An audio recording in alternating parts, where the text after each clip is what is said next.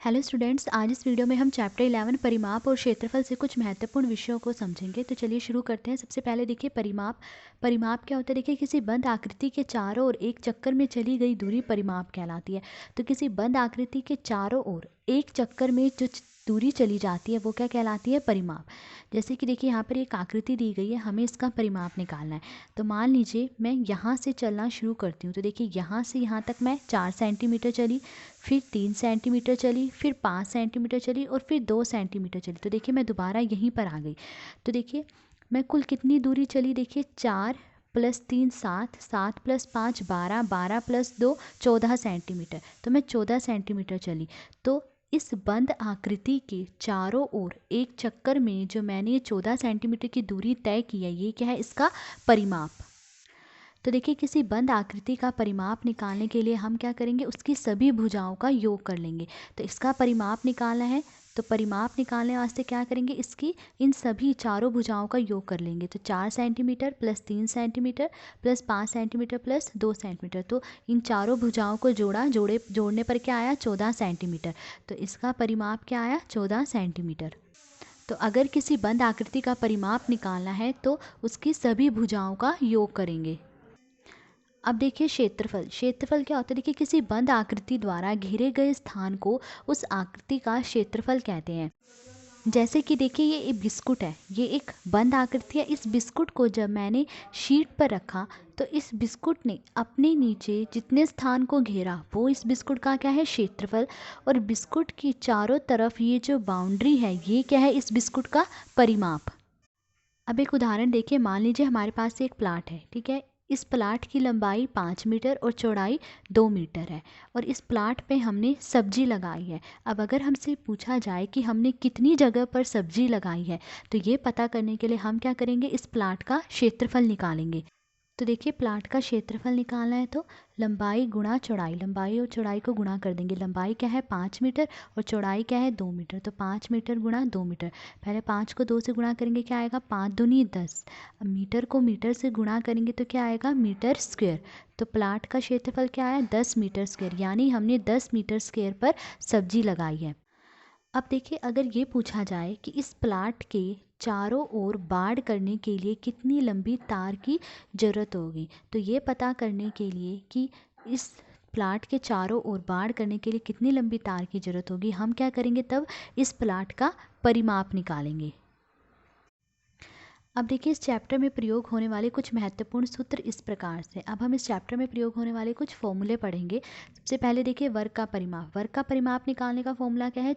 4 गुणा भुजा की लंबाई। देखिए वर्ग में 4 भुजाएं होती हैं और चारों ही बराबर होती हैं, तो इसलिए यहाँ पर क्या आएगा? 4 गुणा भुजा की लंबाई।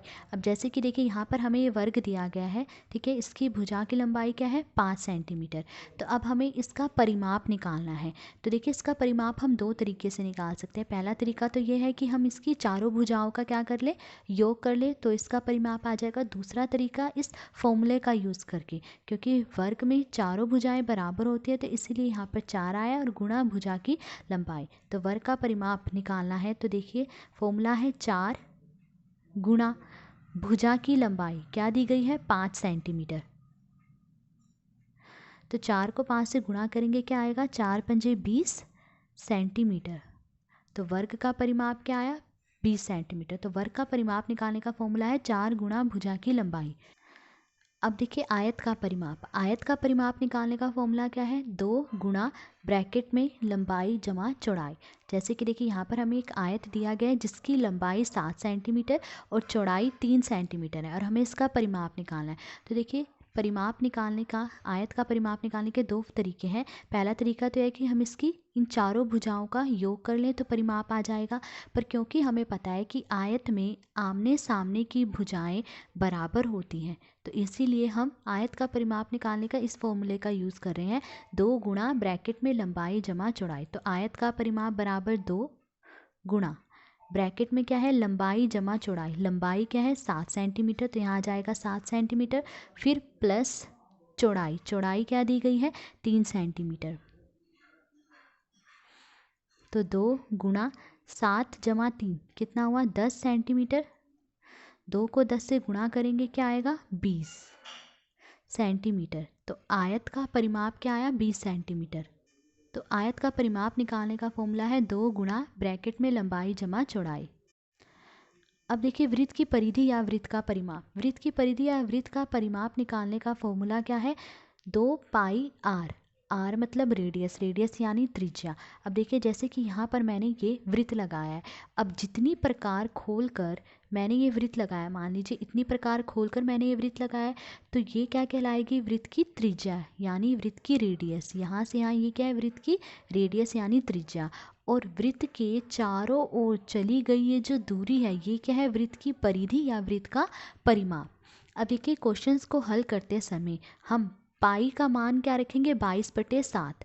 अगर तो क्वेश्चन में पाई का मान 3.14 दिया है तो हम 3.14 लिखेंगे, और अगर नहीं दिया है तो हम पाई का मान क्या रखेंगे 22/7। अब एक उदाहरण देखिए, एक वृत्ताकार पाइप है जिसकी त्रिज्या 14 सेंटीमीटर है, पाइप की परिधि ज्ञात कीजिए। तो देखिए ये एक वृत्ताकार पाइप है, ठीक है, इसकी त्रिज्या क्या है 14 सेंटीमीटर, यानी यहाँ से लेके यहाँ तक ये 14 सेंटीमीटर है, ये इसकी त्रिज्या है, ठीक है। और पाइप की परिधि हमें ज्ञात करनी है, ये क्या है पाइप की परिधि, तो हमें इस पाइप की परिधि ज्ञात करनी है। तो देखिए वृत्त की त्रिज्या यानी आर यानी रेडियस क्या दी गई है 14 सेंटीमीटर। इस वृत्त की जो ये त्रिज्या है ये कितनी दी गई है 14 सेंटीमीटर। वृत्त की परिधि निकालनी है, तो देखिए वृत्त की परिधि निकालने का फॉर्मूला क्या है 2 पाई आर। तो 2 गुणा पाई, देखिए यहाँ पाई का मान नहीं दिया गया है तो पाई का मान हम क्या लिखेंगे 22/7 गुणा आर। आर यानी रेडियस, रेडियस क्या दी गई है 14 सेंटीमीटर। तो अब देखिए 7 और 14 दोनों 7 से कट रहे हैं, 7 एकम 7, 7 दूनी 14। तब इन्हें गुणा करेंगे, देखिए 22 को 2 से गुणा करेंगे 44 आया, 44 को 2 से गुणा करेंगे क्या आएगा 88, तो 88 सेंटीमीटर। तो इस वृत्ताकार पाइप की जो ये परिधि है ये कितनी है 88 सेंटीमीटर। फिर देखिए आयत का क्षेत्रफल। आयत का क्षेत्रफल निकालने का फॉर्मूला है लंबाई गुणा चौड़ाई, ठीक है। फिर देखिए वर्ग का क्षेत्रफल। वर्ग का क्षेत्रफल निकालने का फॉर्मूला है भुजा गुणा भुजा। यहाँ उदाहरण देखिए दिया गया है, एक वर्गाकार प्लाट जिसकी भुजा 20 मीटर है, इस वर्गाकार प्लाट का क्षेत्रफल ज्ञात कीजिए। तो देखिए यहाँ पर ये इस तरह से एक वर्गाकार प्लाट है, वर्गाकार प्लाट यानी वर्ग के आकार का, ठीक है। और इस प्लाट की भुजा क्या दी गई है 20 मीटर। देखिए वर्ग की चारों भुजाएं बराबर होती है, तो एक भुजा 20 मीटर यानी चारों भुजाएं क्या है 20-20 मीटर है। अब हमें इस वर्गाकार प्लाट का क्षेत्रफल निकालना है। तो देखिए वर्गाकार प्लाट की भुजा क्या दी गई है 20 मीटर। तो वर्गाकार प्लॉट का क्षेत्रफल निकालने का फॉर्मूला क्या होगा भुजा गुणा भुजा, क्योंकि वर्गाकार प्लाट है और वर्ग का क्षेत्रफल निकालने का फॉर्मूला क्या है भुजा गुणा भुजा। तो भुजा क्या दी गई है 20 मीटर, तो 20 मीटर गुणा 20 मीटर, ठीक है। भुजा को भुजा से गुणा करेंगे तो देखिए 20 को 20 से गुणा करेंगे क्या आएगा 400, मीटर को मीटर से गुणा करेंगे क्या आएगा मीटर स्क्वायर। तो वर्गाकार प्लाट का क्षेत्रफल क्या आया 400 मीटर स्क्वायर। अब देखिए समांतर चतुर्भुज का क्षेत्रफल निकालने का फॉर्मूला क्या है आधार गुणा ऊंचाई। तो यहाँ एक उदाहरण दिया गया है, समांतर चतुर्भुज ABCD का क्षेत्रफल ज्ञात कीजिए जहाँ AB 6 सेंटीमीटर, BC 4 सेंटीमीटर और DM 3 सेंटीमीटर। तो यहाँ पर देखिए एक समांतर चतुर्भुज है ABCD, ठीक है, जहाँ पर AB 6 सेंटीमीटर है, BC 4 सेंटीमीटर और DM 3 सेंटीमीटर है। तो हमें समांतर चतुर्भुज ABCD का क्षेत्रफल निकालना है।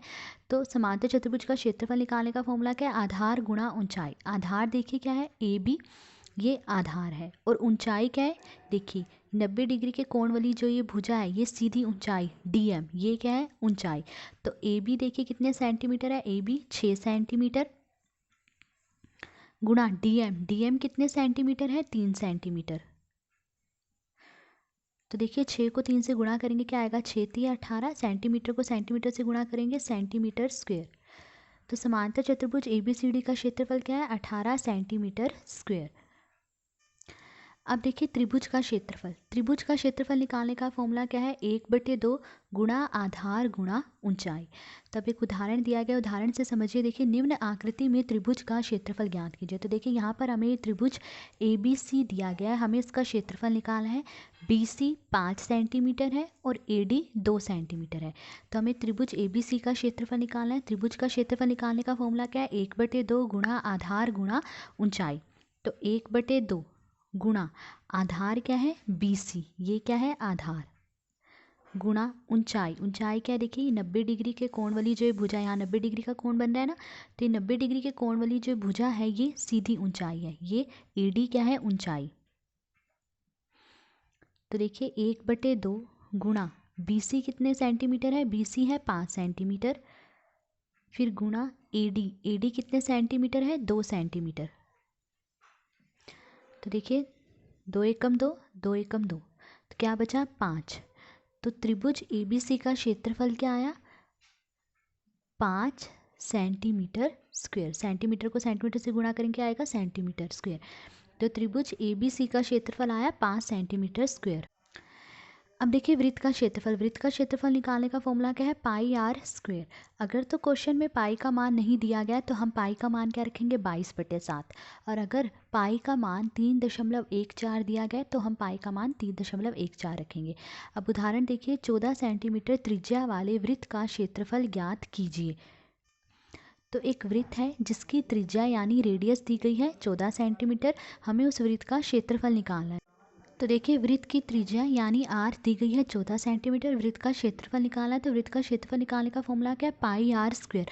अब देखिए पाई का मान नहीं दिया गया तो हम पाई का मान क्या रखेंगे 22/7 गुणा आर स्क्वायर, आर क्या दी गया है 14 सेंटीमीटर, तो 14 सेंटीमीटर का स्क्वायर, फिर बराबर 22/7 गुणा 14 सेंटीमीटर का स्क्वायर का मतलब है कि 14 सेंटीमीटर को हम 2 बार लिखेंगे, तो 14 सेंटीमीटर गुणा 14 सेंटीमीटर।